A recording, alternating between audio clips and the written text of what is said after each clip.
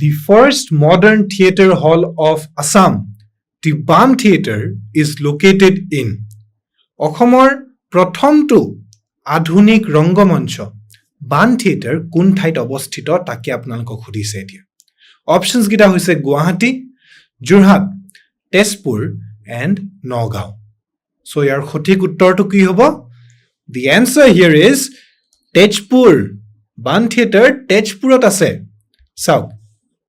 এয়া হৈছে ঐতিহ্যমণ্ডিত বান থিয়েটাৰ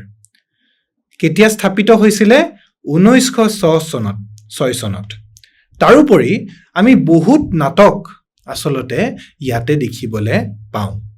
আৰু ৰূপকোঁৱৰ জ্যোতিপ্ৰসাদ আগৰৱালা কলাগুৰু বিষ্ণুপ্ৰসাদ ৰাভা